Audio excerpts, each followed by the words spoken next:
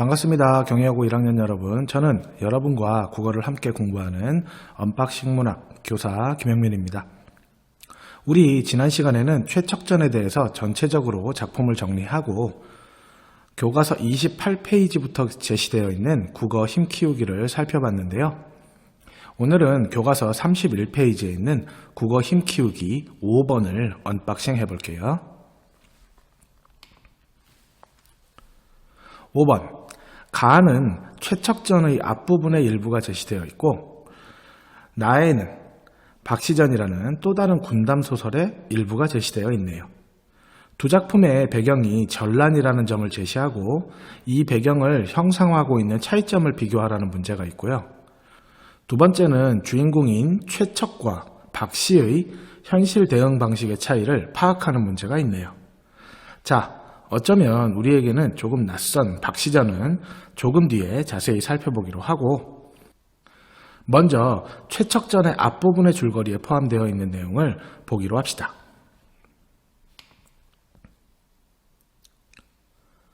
여기 제시된 부분은 정유재란이 일어나고 최척의 일가가 뿔뿔이 흩어진 내용, 그리고 이 전란으로 인해 백성들의 삶이 얼마나 참혹하고 처참했는지를 사실적으로 보여주고 있는 부분이에요. 한번 볼까요? 최척은 가슴을 치고 발을 구르더니 복받치는 슬픔에 기절하여 쓰러지고 말았다. 왜냐하면 오경의 몸종인 춘생으로부터 모든 가족이 외병들에게 끌려갔다는 소식과 몽석이는 죽었는지 살았는지 알 수 없다는 소식을 최척이 듣게 됐거든요. 잠시 뒤에 정신을 차렸으나 어찌해야 좋을지 알 수 없었다. 몸을 추슬러 섬진강으로 가니 강가에 상처투성이인 노인과 어린애 수십 명이 모여 앉아 울고 있는 모습이 보였다. 최척이 다가가 사정을 묻자 모여있던 이들 중 누군가가 이렇게 대답했다. 우리는 산속에 숨어있다가 이곳으로 끌려왔소. 외적의 배에 이르니 젊은이들만 배에 태우고 늙은이와 어린애들은 이렇게 칼로 찔러 내팽개쳐 두었다오. 우리는 이 뒷부분에서 오경이 남장을 하고 있었고 돈우에게 붙잡혀 일본으로 가게 된다는 사실을 알고 있죠. 이로써 젊은이들만 배에 태웠다는 사실은 오경이 외적에게 끌려갔다는 것을 추측해 볼 수 있어요. 일종의 오경의 일본에서의 삶에 대한 개연성을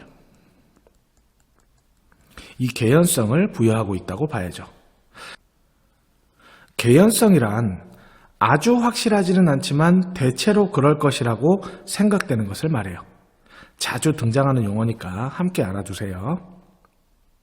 최척은 몹시 서럽게 울다가 홀로 세상에 살 뜻을 잃고 자결하려 하였다. 사실 가족을 잃었다고 해서 목숨을 버리는 일은 함부로 해서는 안 되는 일이겠지만 주인공 최척으로서는 혈혈단신, 홀로 살아남았다는 사실 자체가 스스로에게 납득할 수 없는 일이었으니 한편으로는 이해가 되기도 해요. 어쨌든 오경과 몽석은 끝내 살지 못했다고 여기는 듯해요. 그러자 곁에 있던 이들이 최척을 구하여 자살하지 못하게 했다. 최척은 홀로 터벅터벅 강가를 걸었으나 갈 곳이 없었다. 사흘 밤낮을 쉬지 않고 걸어 고향집에 이르렀다. 담장은 무너져 있었고 깨진 기왓장이 굴러다녔다.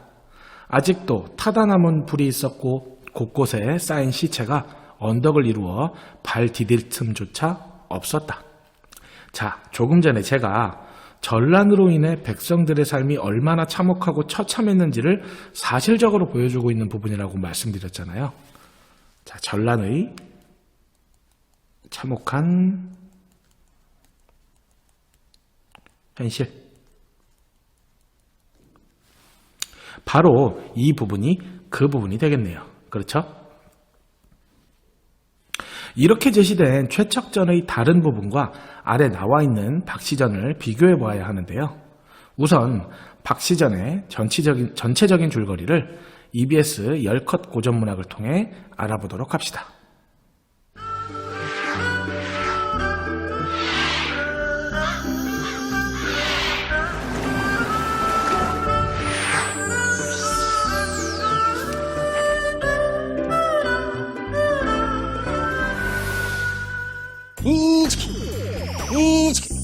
주녀 박씨 미녀로 변신 완료.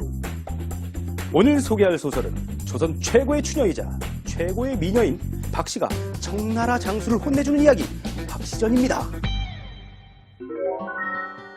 조선 인조 때 사람 이득춘에게는 이시백이라는 아들이 있었습니다. 총명하고 문무에 뛰어났죠. 어느 날 금강산에서 박처사라는 사람이 찾아와 자신의 딸과 이시백을 혼인시키자고 합니다. 박처사의 비범함을 본 이득춘은 그 딸 역시 평범치는 않을 것이라 여기고 혼인을 승낙합니다. 그리고 금강산으로 가서 며느리 박씨를 데려오는데요. 그 추한 외모에 온 식구가 다 놀랍니다. 얼마나 못생겼냐면요. 이마는 메뚜기 같고, 눈은 달팽이 구멍 같고, 코와 입은 한 대 다 있고, 입은 너무 커서 주먹 2개가 드나들고도 남을 정도였답니다.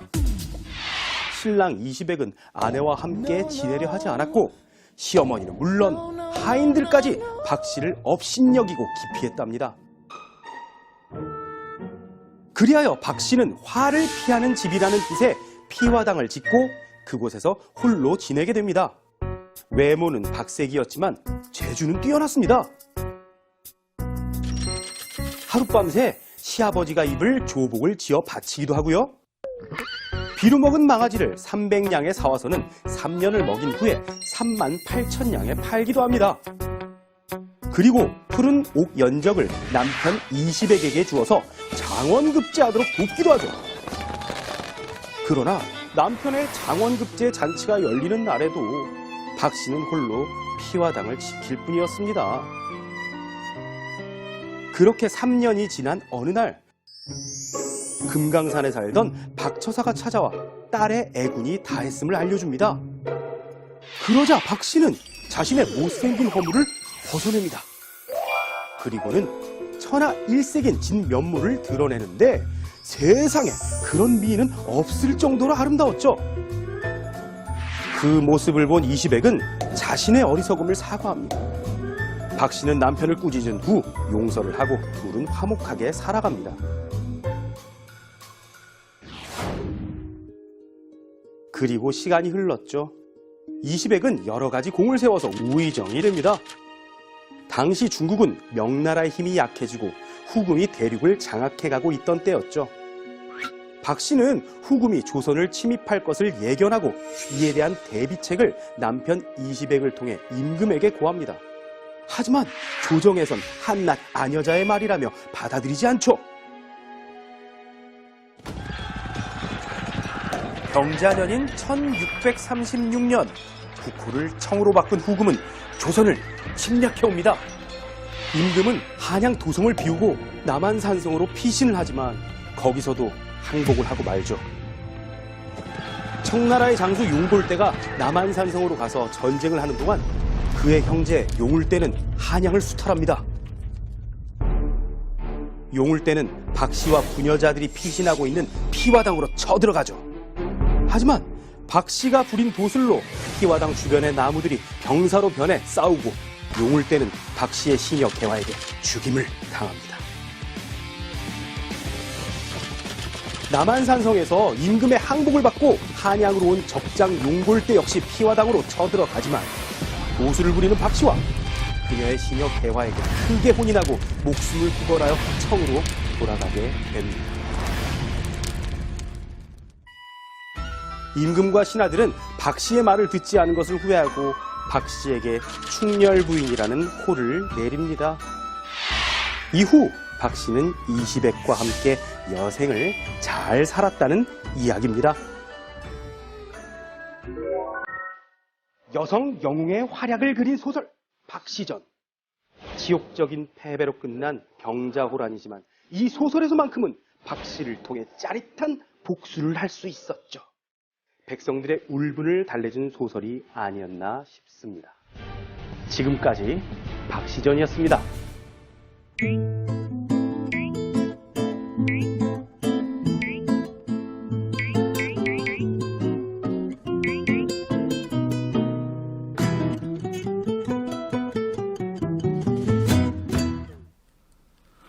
수녀인 박씨가 미녀 박씨로 거듭나는 장면으로 시작하는 영상 잘 보셨나요? 그런데 줄거리 동영상을 보다 보니 사실 미녀 박씨라는 사실 다들 잊게 되었죠. 무엇보다도 도수를 부리는 박씨가 용골대를 물리치는 장면이 더욱 기억에 남을 거예요. 이 작품을 온전히 이해하려면 병자호란의 역사를 잘 알아야겠죠? 혹시 병자호란과 관련된 역사를 좀 더 알고 싶다면 선생님이 함께 첨부해둔 설민성님의 남한산성 스페셜 역사 동영상도 함께 시청해 보시기 바랍니다. 자, 이제 우리 교과서에 실려있는 박시절의 내용을 한번 살펴볼까요? 이 장면은 전기적, 전기성.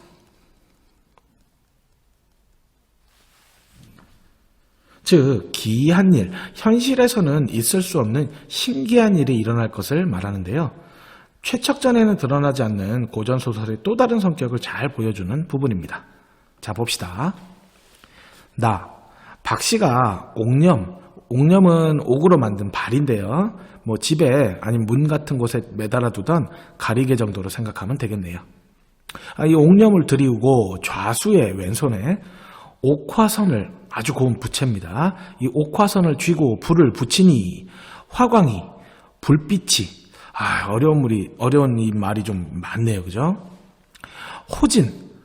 호는 오랑캐거든요. 오랑캐, 청나라 군사겠죠. 그 오랑캐가 있는 진영, 거기를 충돌하여 호진, 장조리, 그 군사들이 항오를, 전열, 대오 정도의 뜻이겠네.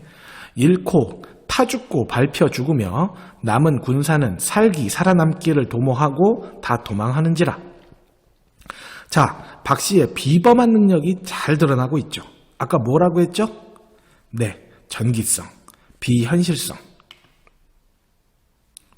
게다가 비현실성도 여기다 적어둘까요? 실제의 역사적 사실과는 달리 청나라 군사들이 패배하죠. 이건 뭘 의미할까? 네, 병자호란의 치욕을 싣고자 하는 작가의식의 반영이죠. 자, 다음 용골대가 할 길 없어. 용골대는 아까 영상에서 봤듯이 청나라 장수예요. 실존 인물이고요. 나중에 박씨의 시종인 계화에게 죽임을 당하게 돼요. 할 길 없어. 할 수 있는 것이 없어. 이미 화친을 받았으니, 화친은 밑에 주석 달려있죠. 인조가 청나라의 그 머리를 조아리고 항복을 선언하는 그런 일 같아요. 대공, 큰 공을 세웠건을 부질없이 조그만 계집을 아마 지금 당하고 있는 박씨 같아요. 시험하다가 공연히 장졸만 다 죽였으니 어찌 분한치 않으리오? 어찌 분노와 한스러움을 면하겠는가? 이렇게 얘기를 하고 있어요. 잠시 또 성화 하나 짚고 가볼까요? 여기 부질없이 조그만 계집을 시험하다가 공연히 장졸만 다 죽였다. 그러니까 이거를 좀 바꾸면 작은 것을 탐하다가 큰 것을 잃는다는 뜻이 될 거예요. 자, 뭐가 있을까요? 예, 소탐대실이라고들 하죠.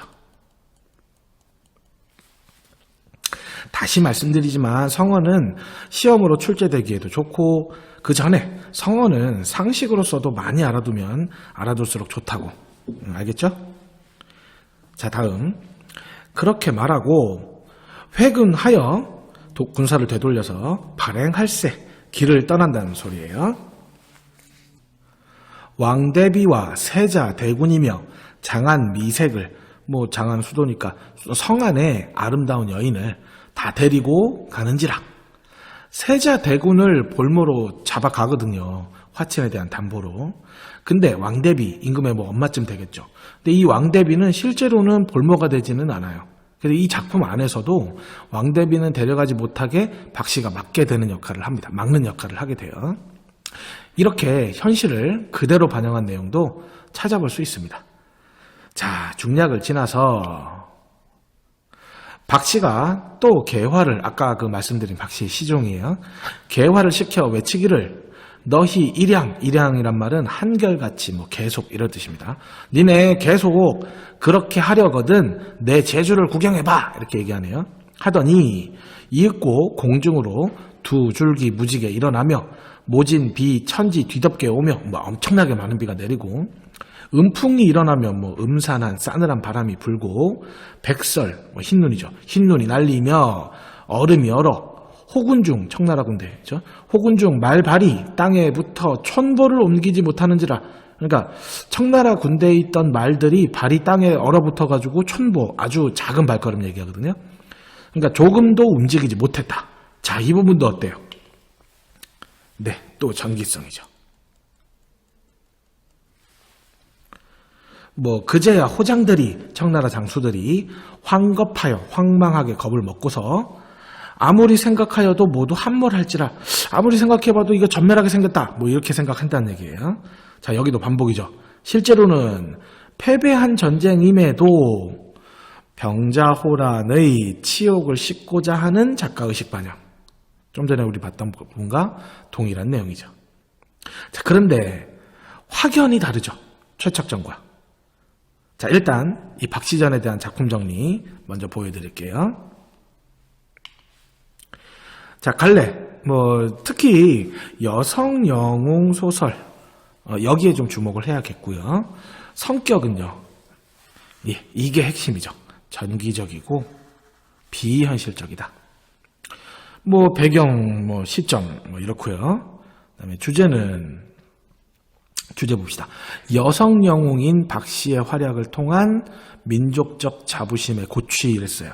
그럼 이건 왜 그러냐면 다음 그 특징 세 번째 여기를 보시면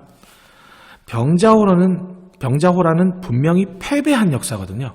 그런데 이거를 허구로 바꿨다는 거예요. 아마 당시 독자들이 얼마나 통쾌했겠어요. 이 점이 박시전의 가장 큰 특징이 아닐까 생각해 봅니다. 자, 그러면 이제 5번 그 문제를 통해서 정리를 한번 해봅시다. 1번 최척전과 박시전은 모두 전란을 배경으로 하고 있다. 자, 일단 이거부터 짚고 갑시다. 최척전은 무슨 전란? 예, 임진왜란, 정유재란, 그리고 명과 후금의 전쟁까지 포함해요. 맞죠? 박시전은 예, 병자호란. 두 소설에서 이러한 배경을 어떻게 형상화하고 있는지 비교해보자. 이렇게 되겠죠.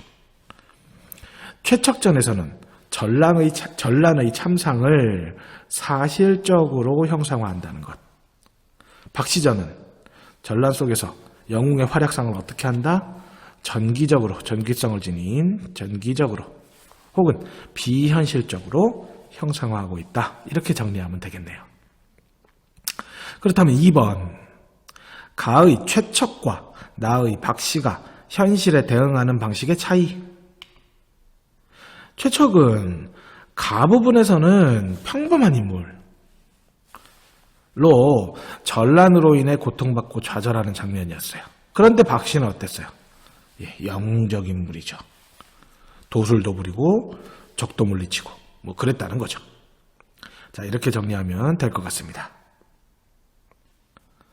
박시전의 작품 전문, 고전소설은요, 가급적 전문을 읽어보는 게 좋아요.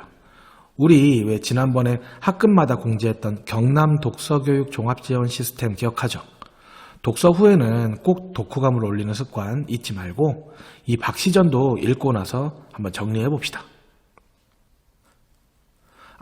32쪽에 나와 있는 그 국어 힘 펼치기, 또 33쪽에 나와 있는 국어 힘 다지기, 이거는 우리가 등교 개학 이후에 각 반 담당 선생님과 함께 다시 정리해 보도록 할게요. 그리고 선생님이 그 과제로 지금 제시하고 있는 잠깐 퀴즈의 마지막 두 문제는 사실 여러분이 해결하기가 쉽지는 않을 거예요. 모두 수능에 출제되었던 문제들이라 경험 삼아 경험 삼아 해결해 본다 이렇게 생각하고 풀어봐 주시면 되겠습니다. 자, 드디어 1단원의 작은 1단원이 마무리가 되었네요. 고생 많이 했습니다.